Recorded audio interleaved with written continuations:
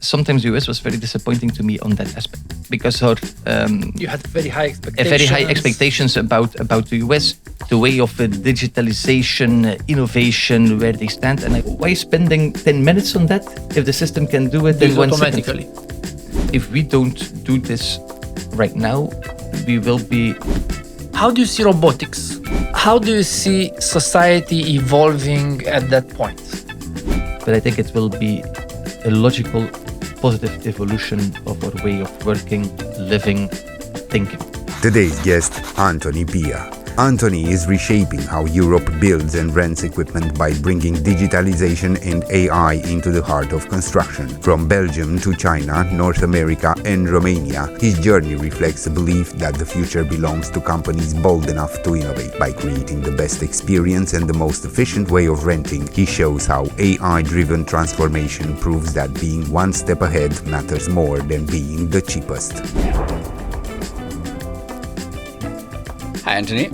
Hey, hello. Hi. Thanks for accepting our invitation. Before Mateco, before we talk about digitalization, AI, or anything that this guy actually prepared, I really want to understand who's the man behind the CEO role. What do you want to know? What can you tell? Well, I can tell I'm a Belgian citizen, born and raised in Kortrijk, so that's the Flemish part of Belgium. Currently 36 years old, married to also a Belgian lady, also original from Kortrijk, having 2 daughters. One is 5 years old, one is 2 years old. Nice. And studied in Brussels and then started working in Belgium. Worked, I believe, 7 years in Belgium. Then I moved to China. Yeah, did that for 1.5 years roughly. Then from China moved to the US. I have been living in Lafayette, Indiana. So for about 2.5 years, and then after Lafayette, Indiana, moved to Toronto, Canada for roughly 3 years. And then after Canada, moved to the great city of Bucharest, Romania. Okay. And now I'm in a transition period back to Belgium. You selected Romania as the best part at the end, for your travel towards east, west, and then coming towards home, right? Well, it's depending on what country I am. So to the Canadians, I say Canada was the best, and here I say the best. Yeah, at least the coldest. Canada is the coldest, by far. Beautiful summers. Beautiful, really, better than any other country, but way too short, and the winters are horrible. The only nice thing about the winters is it's cold, but it's blue sky and sunny. Wow. So you can go outside, not too long, but it's splendid. It's wonderful. Yeah, that's nice. Well, nice. It's really nice. What brought you to Romania? Work and future. So all the let's say expat experience I have been doing was all work related. So nothing was on my own let's say account or privately. But Romania was really it was a step that we really thought about. It was not just a move because of a nice company, because of the country. Per se, but at that time we were expecting a second child, living in Canada, having already a 3-year-old daughter, being far away from home, both time-wise as distance-wise. We were really thinking, where is our future? And the future was clearly for us back in Belgium.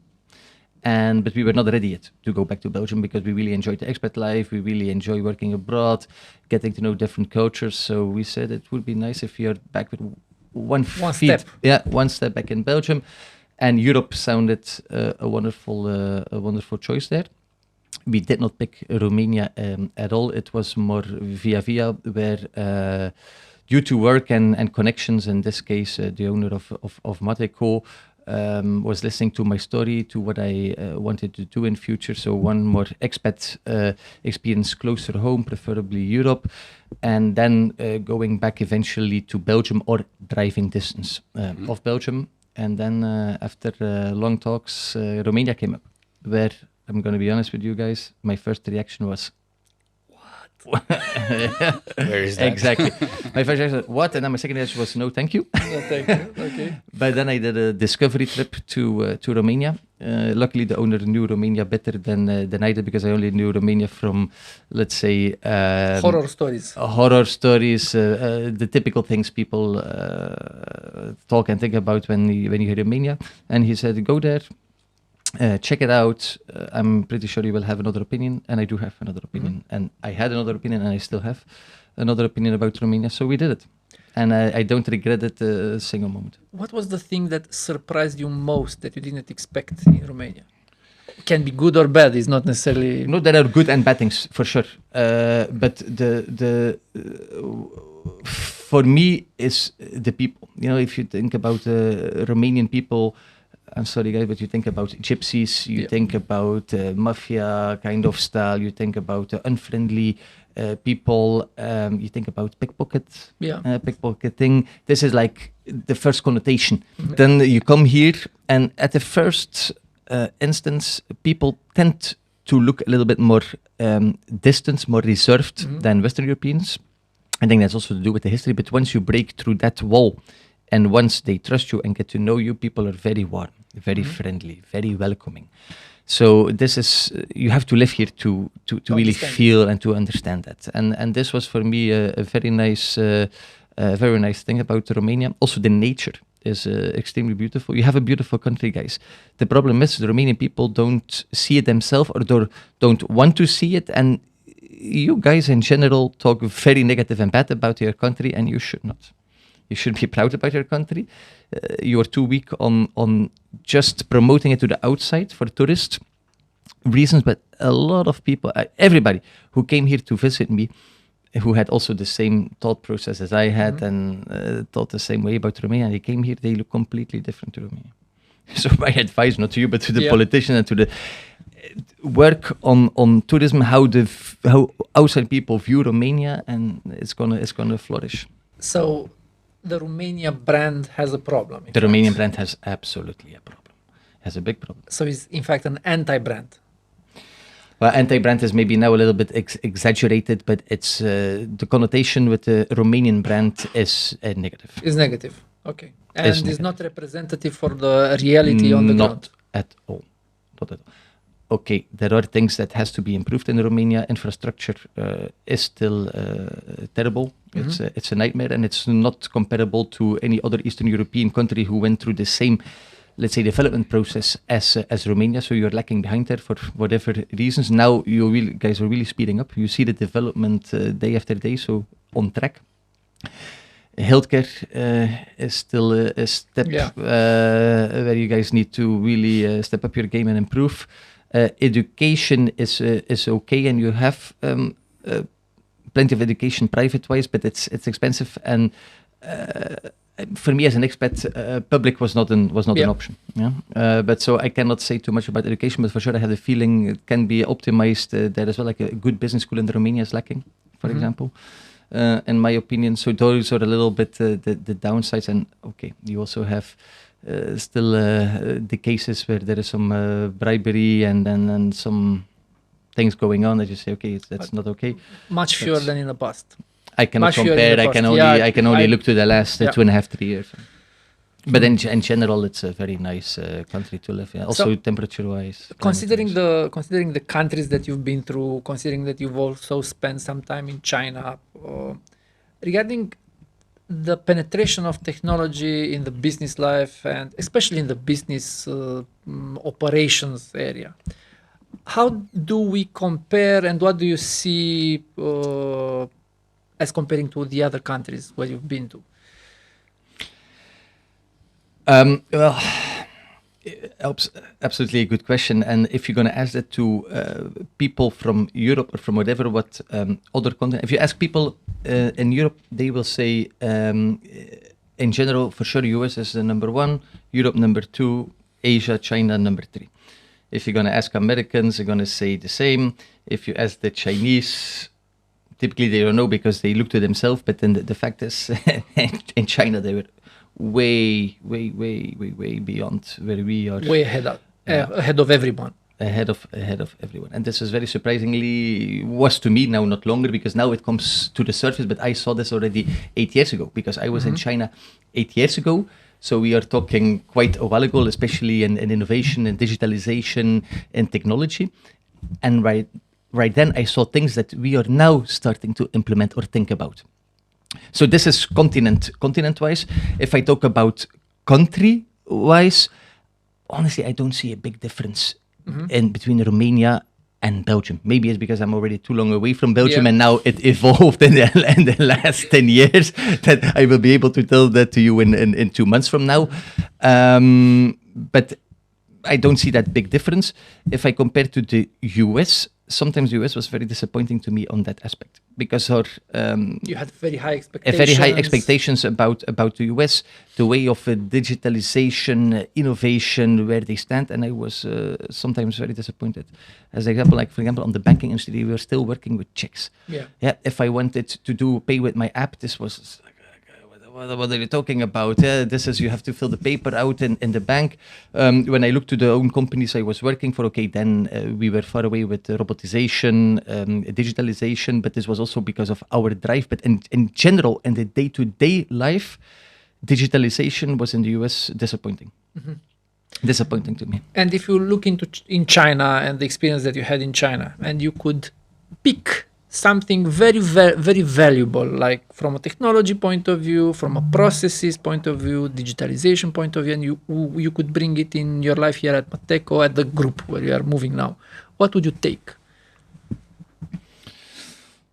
Now I have to think, because if you have to pick really one thing, pick wise. If you only have one choice. What I liked the most was that it was fully integrated.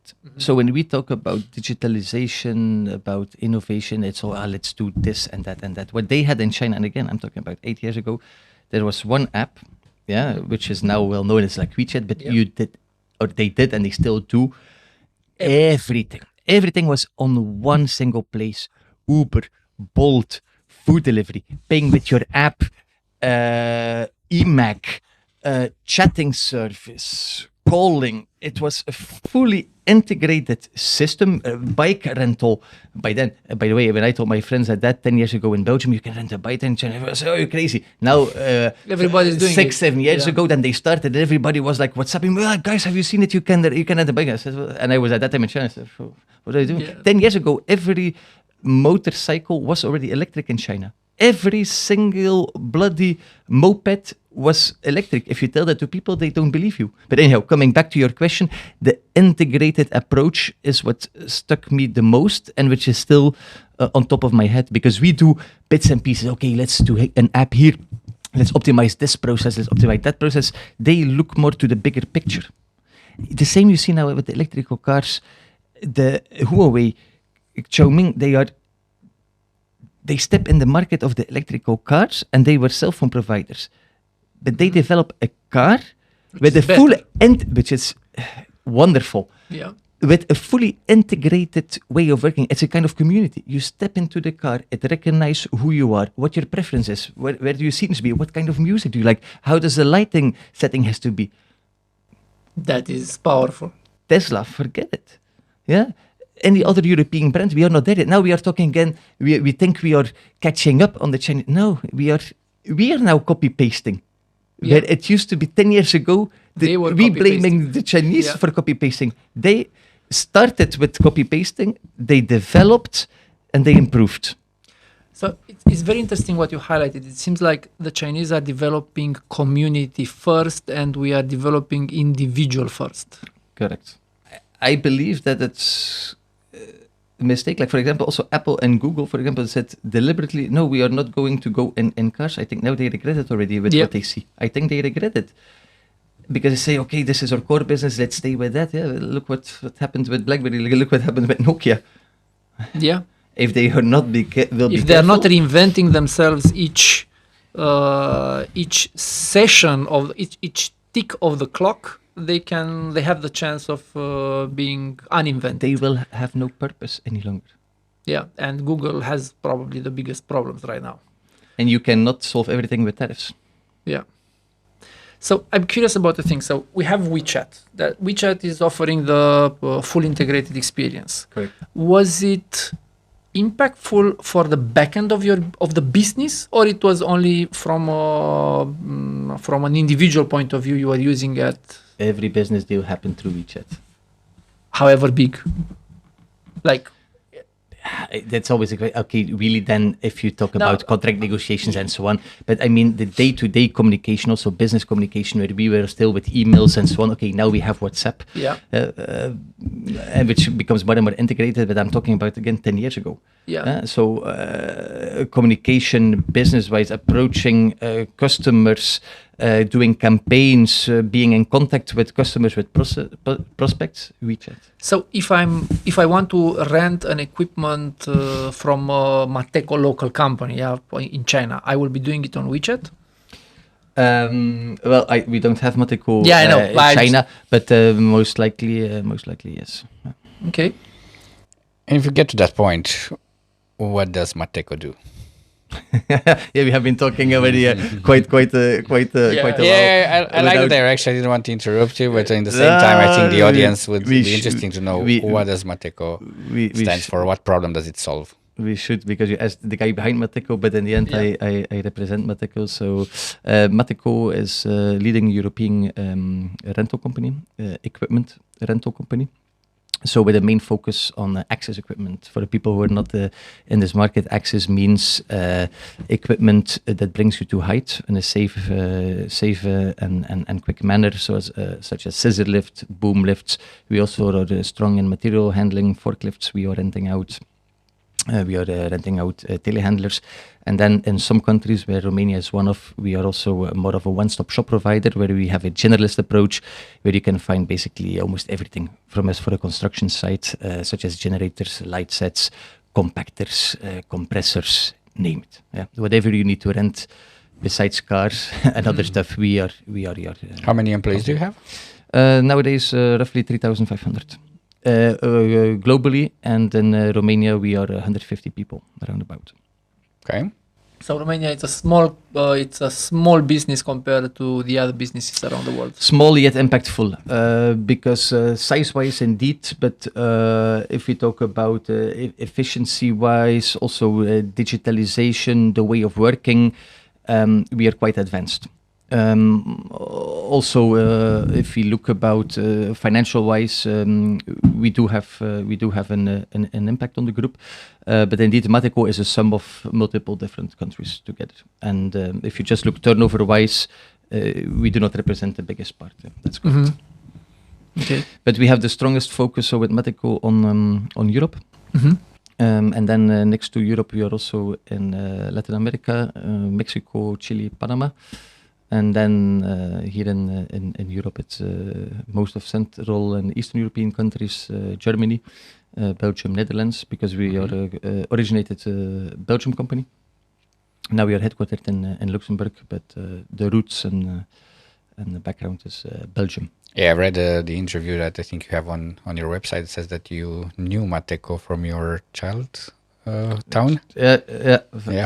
Yeah, I'm born and raised in the city, the town next to where TVH Mateco is, because we also have a link with TVH, and this is one of the biggest companies in the area. You know, if you are small and you see those machines standing there, this is wow. Yeah, this is what you want to do.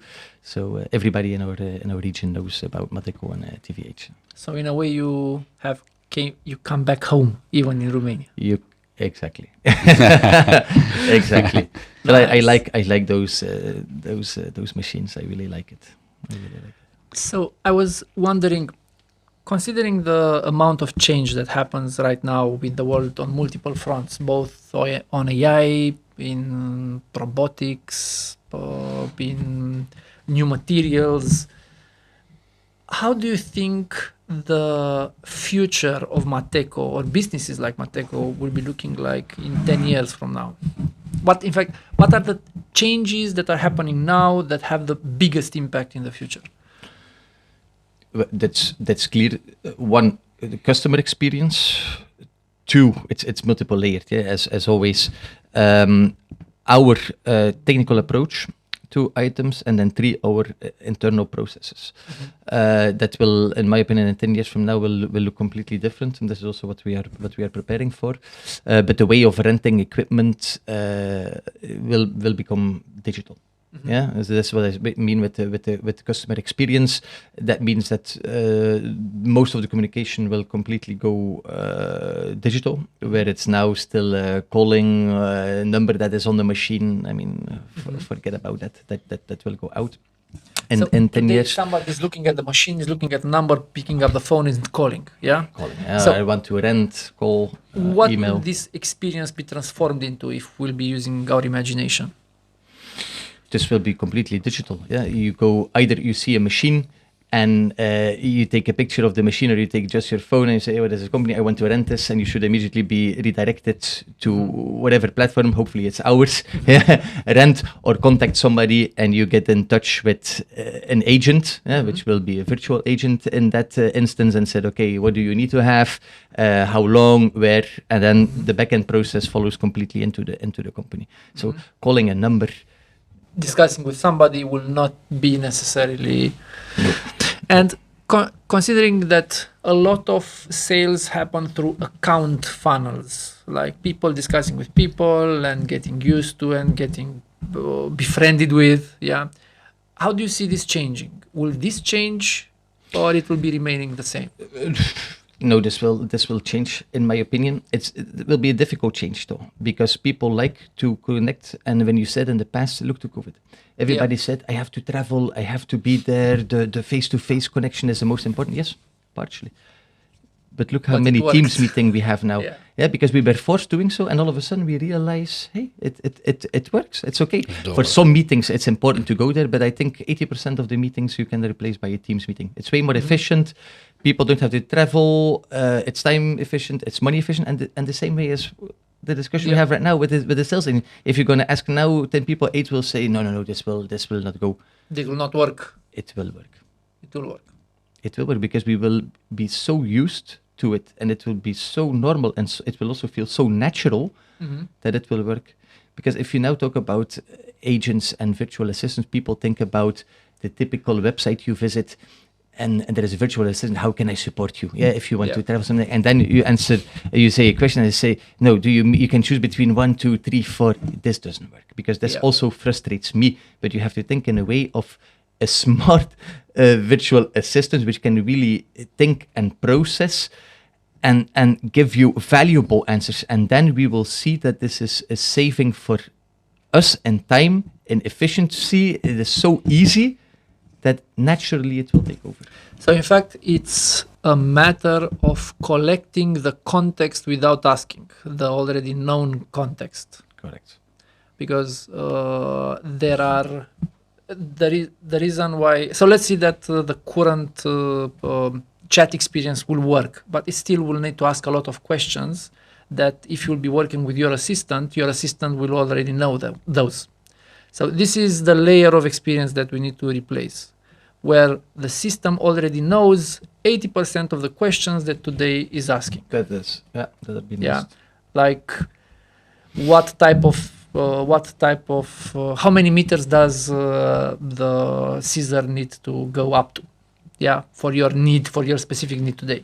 But he read your email with your engineer on the field, and he already knows, the system already knows that is 6 meters. That they can go much further. If you know in what business that guy is active, if you know from what location he is, or for what he has rented in the past, or maybe looked on the internet before, and 80% of the time you can already know what he is more or less looking for. So you can funnel already, and all the, let's say, the gray area that is now spoiling an experience virtually is already out. Because you funnel and you already know what to expect. And I think in majority of the cases, we can predict what a person needs. Yeah. We know what a gardener needs. We know what a construction company needs. In 80% of the cases. But right now you have to go through a process, or you have to call. And then people say, but okay, pricing. That's what pricing? If you put a general pricing on it, and it's a big customer and so on. But also there, it's not so difficult. Huh? Of course, you need to have the parameters. But if you know, for sure you have a set pricing, but dynamic pricing, how good is our occupation? Is it high? Is it low? The pricing can automatically adapt. Is it a customer who rented in the past? Does he rent a lot? What is his potential? Those are all factors that the system That can should work affect with the price. and think with, and that gives you a price which is in the end much smarter than what the person is doing. Because we, if you ask me a price, this is also what you do in your head. Okay, what is his potential? What has he rented before? How many machines are we talking about? What is the market doing? Is the market strong or not? How many machines do I have in our yard? This is in the end what you do. But why spending 10 minutes on that if the system can do it in 1 second? automatically. Also, it's already started happening right now. So in flights, buying flights and tickets, they're already experimenting with value pricing versus availability pricing. And it seems, now this is a rumor and is not a confirmed rumor, that applications like Bolt or Uber are doing a similar thing. And that is not taking under consideration only the load on the network at a specific time, but also looking at things like your battery charge at that time in order to give you the pricing or other parameters about how you used the system previously.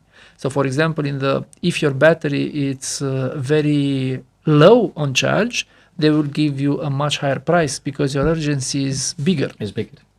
Yeah, which is, you can look from a point of view, you can look at it and say, is not a fair way of doing pricing. But at the same time, you look at the books on pricing, and it's about doing the fair value for the service that the client experiences. And it's based on his relative and subjective benefit that he's gaining. Still doesn't look fair, me with 5% battery to be charged more than you with 20%. But I think it's a different way of looking at it. No, it's your subjective value. It's much bigger in that context because you'll be remaining without a battery soon, and because of that, you'll have a very big problem. So you need to take the ride right now. Now, is the same ride as the one that is 20% cheaper? Yes, it is the same ride. Is your value obtained different? Yes, it is. Question is here again on privacy. Yeah, do you allow? There is a lot of discussions here. Yeah? This is for me. Okay, you can argue pro and cons whether it's okay to do that. Yes or no.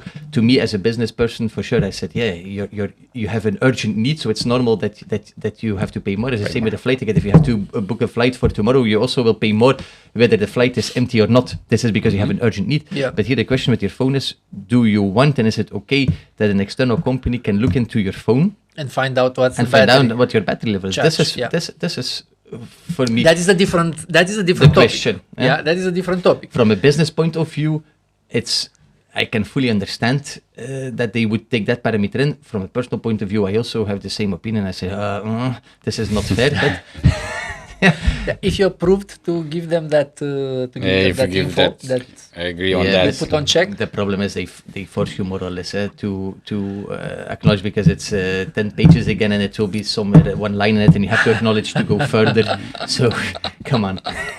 Yeah, I know. I'm a libertarian of view from this perspective. So if you look at the AI. And you look at the company that you're running right now, what are the areas in which you are actively looking? So I'm trying to move from the idea of what would you desire, but actually what are you today working on? So a couple of areas that we are looking at. One is on the technical field, where troubleshooting technical issues, field issues are being helped with AI. So of course, for efficiency reasons, now it's a lot of manual work, going through booklets of pages of service manuals, operator manuals, spare part lists, error coding, interpretation, customer calling, the machine is not doing this and that, then going through a whole process. So this is very cumbersome, and this is absolutely our top priority to optimize, to work with AI in different levels. Part identification number, troubleshooting, interpreting schematics, diagrams, connecting multiple manuals with each other so that you don't have to go from the one manual to the other, having a smart chat box or with voice or with chat, if you have an error code or if you have a symptom that can already guide you and help you, both the customer, both our technicians, looking also, for example, in both in the manuals as well as in historical data. Hey, we had these issues a couple of times, and this was most likely manner of solving it.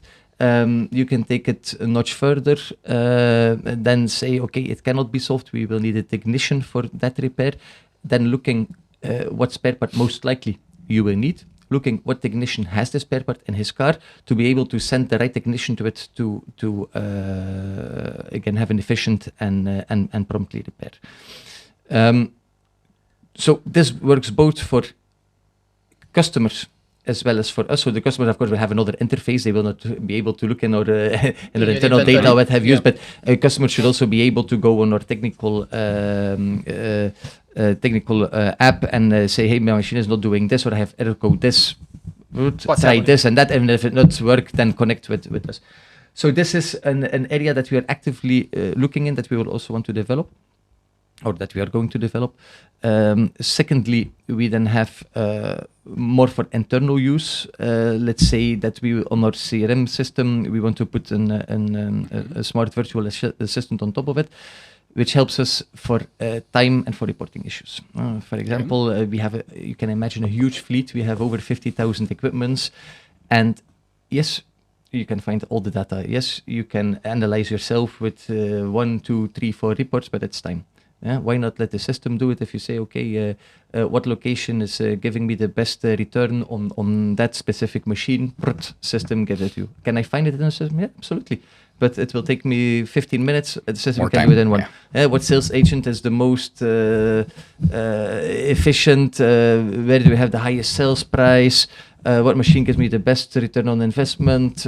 Give me a list of machines that have not been rented out. Just simple questions, analyzing reasons, working with AI. So those are the two absolute key projects that we are having right now, that we are starting with. And then 3, we also want to have the customer experience integrated into it, where our customers were having, what I said before, within a virtual assistant, being able to help them for rental applications. And is the technology, based on what you assessed so far, is it expensive? What is expensive? What is and what is cheap? What's your assessment? We don't on that? look really to is it expensive or not. The question is what can it bring? What value add will it bring? How will it help us? Rather than what will it cost us? Because if we don't do this right now, we will be lacking behind, and we want to be the at the forefront in the market. We want to be one step ahead. We want to be different than our competitors, because we are not the cheapest in the market. If you want the cheapest machine, you don't have to knock on our door. If you want to have the best machine, the best experience, most efficient way of renting a machine, then you have to come to us. And this is why we are looking actively right now to go that way. Of course, cost is extremely important, and not to every you cannot do it to every cost, but you have to look to where do we see the future, opportunities, value add creation. Everything is value add. And we rent out, I always say, we don't rent out purely machines. We rent out time. Time. Because our customers are construction sites or inventories or retail. Their time matters. Time matters. And you can find a machine nowadays everywhere. Whether we like it or not, it becomes more commodity. I still refuse to believe it, but it becomes commodity. So where can you make the difference is with giving the best possible experience, the most efficient way, and renting out time. For us, you know that if something happens, we will be there. The machine is safe. We contact you in 10 minutes when something happens. We replace the machine the same day. If something happens, our technicians, it takes an average 4 hours till they are with you if you have a problem. So this is already today where we make the difference, and we will only be able to keep that distance from our competitors if we keep on evolving, because they also evolve. Yeah? And if we want to be a step ahead, then we have to look further. Okay, if you have a technical problem, why does it take 4 hours? Can we reduce that to not sending a technician, or to solve it in a half an hour? Solve it Or on the spot. on the Let spot. the customer Be able to solve it by it. himself. Because right now you need to be a technician to go and the service manual. No customer is going to look through 100 pages. Don't know where to look, don't know in what manual. But if you ask a customer, hey, my machine is not longer moving and it's not longer doing this. What? Yeah. You need to press the red button on the left and then the green button on the right 2 times. Yeah. Please do it. Right. It still doesn't work. Okay, Okay. then it means, but then it funnels. Okay, then it means this. Maybe 3 steps, and if it doesn't help, okay, it connects automatically. With Mateco, the customer don't have longer to make a claim. It's connected with us. He has somebody on the phone or somebody Who online. already knows what is Already the, knows. what is Exactly. the, What has he equipment, done? what has he done, what is disqualified. And you skip Yeah. all the steps that we are doing right now.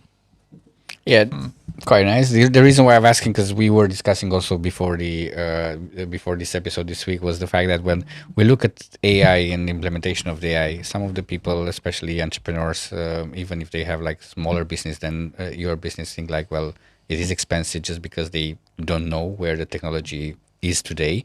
And the other one, I think you were calling it as a lack of No, it's a creativity. Yeah, no, it's not lack of imagination, but because the people who are experiencing the problems do not know what can be done today through technology, which is let's say better than Jules Verne.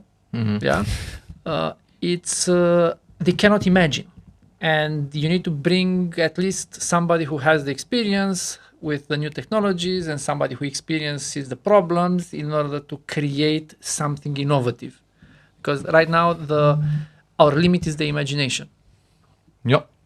It's also because a lot of people, I think, still don't really have a full grasp on AI. What is AI? What can it do? And what it cannot. And what it cannot. Yeah, because there is also Yeah, still there are today things, a lot yeah. that it cannot. But it's now in our everyday life. But if you look to a little bit the older generation, they either still don't work with it. They know what AI is, or they ask some questions to ChatGPT, and that's it. But it's way more than that. But it also has limitations, as you said, and this is also very important to mention and to take into account, because some people also think it can do everything. Yeah, and AI is going to replace everything right now. No, not yet. It's going through a process, but the process goes fast. Yeah. I know that you are much more connected than us with the equipment world, with the construction world. How do you see robotics? Where do you see robotics going, and like in 5 years, 10 years in this domain? To be honest, frankly, I cannot place it myself yet. I think about it. It keeps me busy, and I mean, you see, Elon Musk is going all in. With Tesla on this, he has a huge believer of it. He says this is going to change our life, our way daily of lives, working. Daily life, way of working. Typically, Elon Musk so far was always on it. Yeah. So you have to give it to him. He says this is going to be bigger than whatever I did before. He predicted WeChat before WeChat existing, and he tried to do it, but he wasn't able to complete it. Yeah. Yeah, but look to everything he has been doing. Yeah. I mean, you can say a lot about Elon Musk, and a lot of things are all right, but he is a visionary. Yeah. So if I look to him and to his track record, I have to follow, but I don't see it myself yet. So I'm not a believer, a disbeliever. I'm just now neutral for now. For the moment, I don't do anything with it, but I follow it. Because ignorance is stupidness. But I don't know. It's really, I don't know. I cannot wait it yet. I'm curious about the thing. So let's consider that in 2026, Tesla launches Optimus, and and it's like 50K. And Optimus, you can teach him by showing how to do construction work.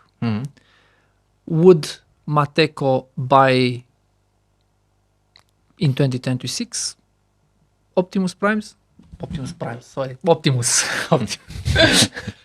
So next year in 2026. Yeah, 2026. Wait and see. Wait and see. Wait and see. Okay.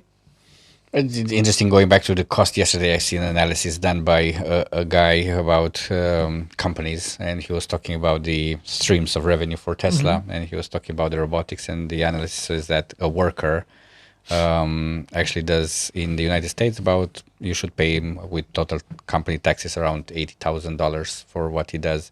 Europe, €80,000. China, 14,000. But then the robot itself was 7,200 per year. 7,200. 7,200. Yes, like the cost of using it. Cost of using it. Yeah. Okay, like consumables. Like- consumables and Like like cost renting of it. owning. Yeah, renting okay. it from that perspective and using it. Which, if that analysis was made on YouTube, so just Yeah. take it like Yeah. that. No, Yeah. with a grain of salt. But even in terms of like even if you compare the cost around that, like even to be cheaper than China, that's going to be a massive shift if that thing will come to close to reality. But I have a hard time believing the 7,200 euros per year as a rental equipment Yeah. company that It's not working. but I mean, come on, a robot costs money. The value that Elon was communicating in his speeches was around $40K in dollars as a price, per launch price. Now, I don't know if you it's take that, it's still. let's imagine something. Yeah, I'm curious about. Let's imagine that in 10 years from now, Tesla launched the robot. They're highly successful. They were able to put in the marketplace 500 million of them, or even more.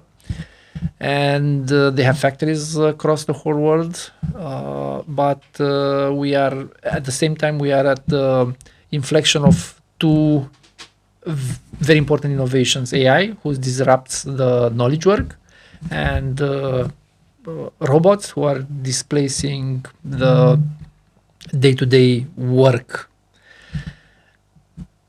How do you see society evolving at that point? You also have different streams on that. Yeah. So you have streams who are saying we will all be rich and living in wealth because it's such a game changer that they will work for us and we will all become millionaires by way of speaking. And then you have the other stream who is saying we're all going to lose our jobs, they're going to take over and we're going to be homeless. I see it personally somewhere in the middle. I think it will create wealth. For us, it's a logical way. If you look to the history, to the past, we have been evolving, and every doom guy who was saying it's going to change our way of life in a bad way never happened. It always improved our way of living. It will also now be the same way.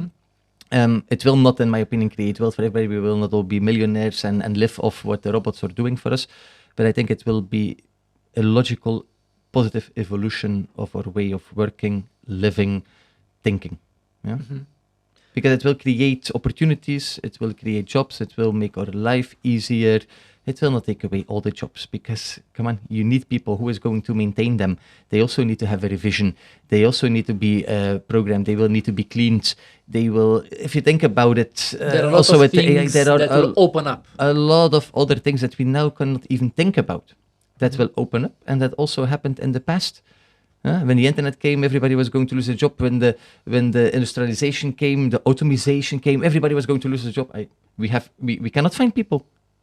Nowadays, we cannot find people. So where all the negative thinking from in the past, where is it? What is the most difficult profession that you are trying to find and you have difficulties to find in Romania versus Belgium, let's say? Today. It's in every country the same. Technical profiles. So there is not a big difference between Belgium, Romania, Germany, US even. I mean, I have been working in different industry before, different countries, different continents, and it was always technical profiles or operators. Did you have the same problem in China? No, not to that extent. The problem was more of retention and just people not longer showing up. Okay, so they were silently quitting fast. Yes, after a Chinese New Year or after Chinese holiday, you could be happy if 60-70% of your workforce returned. So, 60-70%. Okay. So you really need to take this under consideration when you're doing the planning. Yeah. Budget has a different connotation, I think, in that context. Yeah. So, but here in Europe, in the US, finding technical profiles is extremely difficult. So, also that is what we just discussed about. One of our key pillars that we're looking at is in the technical field is also not because of that, but will help us. Yeah. Compensate the fact that it's the people are overworked. Correct. Because a technician for me should work the absolute vast majority of its time on a machine. Because the job of the technician for us is repairing a machine or doing a revision or a maintenance or a service. Is not looking in service manuals.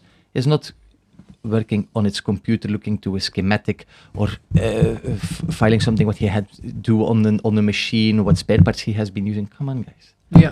Yeah. He should be using his time by doing the things that matter. Value add creation. I always think in my business life, where can we create value? How will we do value add, and can we reduce costs? And I'm not talking about reducing costs with terminating people or paying them less. No, this is not the way of by value add creation. How can we optimize? How can we be more efficient? Operational excellence. And there AI and digitalization is a big tool. And I call it a tool, not a replacement. It is a tool, and it should help us, not replace us, help us, support us, improve us. And this is how I look to it. And what's usually the reaction that you get when you have this speech in front of your people? Do you see followers? Do you see resistance? Yeah. You have a absolute, but every change. I mean, you know the typical change curve. So to every big change, you can put that graph in front of you, and it's the same. Yeah, you have the silent ignorance, the acceptance. So you have the full range. The problem is sometimes that there are high expectations, and to also technical people, when they test it and it doesn't go immediately as to what they expected at the end station is to be, they are like, oh, it doesn't work. You see, crap. But you need people who think further and think in steps. Yeah, and this is also with Mateco. What we try to do, we will aim on a core project, so something tangible where we want to see relatively quick results, so that we can prove to the organization, prove to the people, look, it works, we can do something, then obviously optimize before we go to the next project. Because if we're going to, with the bazooka effect, shoot AI and digitalization on all our process, on everything, it's not going to fly. Yeah. Mm-hmm. It's going to be too big. So we need something tangible, framed. This is what we want for now. This is the project. Do it. Does it work? Yes. Optimize. And then next project. Mm-hmm. Because you can also overdo yourself and say, okay, AI is the future, let's do everything. Then the organization will not follow. And the cost will be out of control, and you cannot manage, and so on and so forth. So I believe in step-by-step integration. And at the same time, there is a challenge with AI implementations that in order for people to really adopt them, they need to have a high degree of success in using them each time that they are using them. Yeah, like for example, when you pick up the Uber, you expect to get a car in the next 5 minutes, and if you pick up your phone for 3 times in a row and you don't get an Uber available in 5 minutes, next time you'll be picking up Bolt or you'll be calling a taxi. Correct. So the difference between 95% functionality and 85% functionality, it's very important. And also is the most difficult to be achieved in an AI implementation. And this is impactful in breaking organizational resistance. No. Yeah. So regarding the next steps, now you have, previously you were the CEO of Mateco Romania, now you have moved to a new role. Yeah. Correct. tell us a little bit more about your role in the new function, and how do you see from that vantage point? Yeah, so indeed, very recently I changed jobs in a company in Mateco. That's also why I will go back to Belgium. So that's correlated to each other. And so now I'm spearheading and managing Eastern Europe, Central Eastern Europe. So Poland, Czech, Slovakia, Hungary, Romania, Bulgaria, Moldova, Serbia. Switzerland eventually, and then also be part of the management board of the group.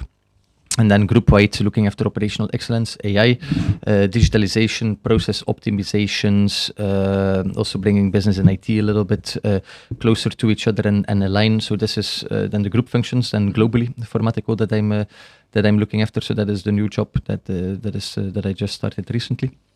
And from that point of view, okay, in the past, and because we have been talking about AI for Romania, and because I had that vision that I just explained before for Romania, and now obviously we want to take it up a notch higher and do that for the group, because one, out of cost reasons, two, out of belief, because we believe it's a future. By doing this just for Romania, we should act as a bigger group, which we are.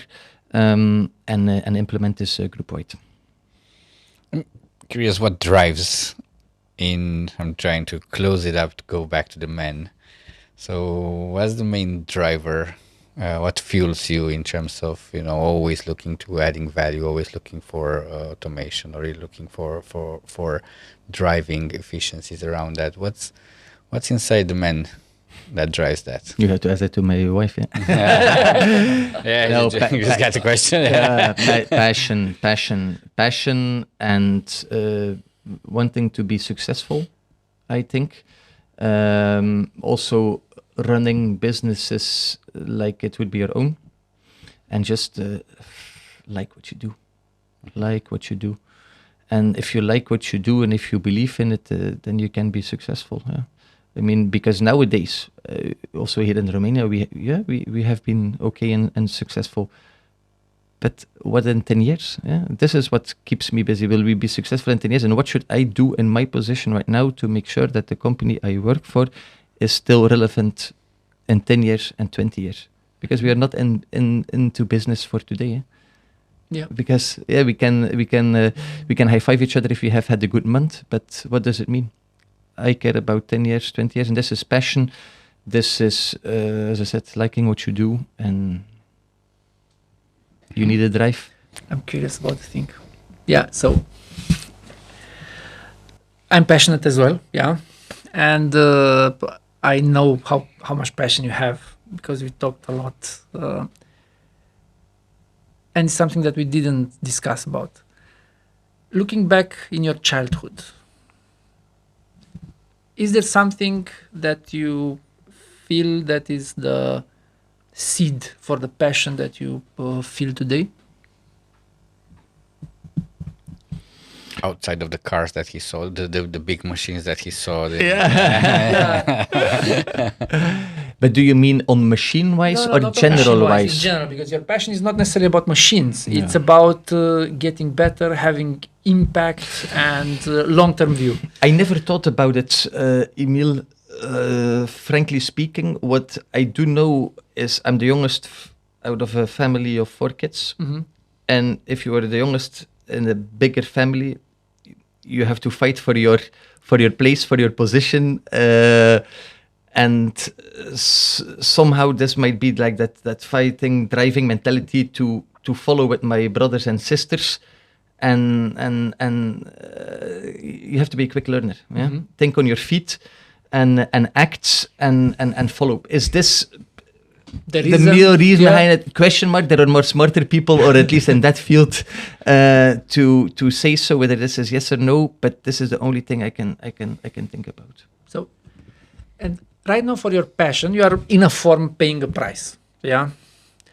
Considering the price you are paying and how passionate you are, would you like to pass on the passion like to your kids? No. I want my kids to be happy, and I want them to do things that make them happy and that they want to do, and not what I am passionate about and what I like, because I would see that as a mistake, personally. I'm not saying it's a mistake for me personally. No, I don't want that. They have to do what they want to. I would fist bump you. Yeah. Nice. So, as this is the final question, we stolen a tradition for this podcast from another podcast with integrity. And I have a question from the previous guest who left a question for you without knowing who's the future guest. So, and the question is like this: can you tell us one thing that you automated or will use AI in your personal life, so not connected to business? Not connected to business. Yes. It's a good question. I use personally AI daily, also in my private life. Google will not like, but I don't use Google any longer. But for example, now on my last trip, I did a complete road trip. I use AI for it to completely make the trip for myself. What did you use? Sorry? What did you use? ChatGPT. ChatGPT. Yeah, I use ChatGPT. This is what I use, or what I can think about that I used 2 weeks ago when I was traveling on the road trip. And otherwise, I use it for so many things, for everything, Yeah. almost for everything. For me, it's a game changer. As I said, I don't longer Google. Now I'm in the process of buying a new car. I don't longer Google. I just say, look, I'm interested in that and that car. Give me full comparison. Give me a review. What are the pros? What are the cons? Everything. But to say now something to really automate that I use on a daily basis in private life, it's more a sum of small things that I do daily. There is not a big process at home. Problem is, I'm never at home. So that I can think about. That not, but I use it constantly. Yeah. Okay. So we need to sell the Google stocks. Yes. Yeah, but yeah. Yeah. They claim that there is no decrease in traffic and in search. Although the numbers were showing, but they were saying it is more the ebbs and flows of the business. Yeah. But I cannot No, believe it. I no. cannot believe it. So they will be going through a very, very tough period. Yeah, because the whole moat that they previously had, it's wiped out.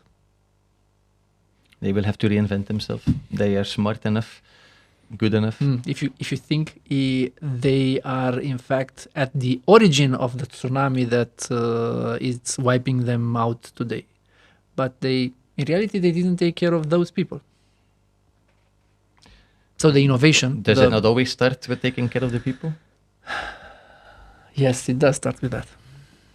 If you don't take care about your people and the people, it backfires and blows up in your face. Whether you're Google or what company you are. I felt a chill down my spine. With that note, thank you very much. Thanks You're for welcome. the time. Thanks for answering us. It was a pleasure. And it was a real Likewise. pleasure. Thank you, guys. And enjoy being home again. Yeah, thanks.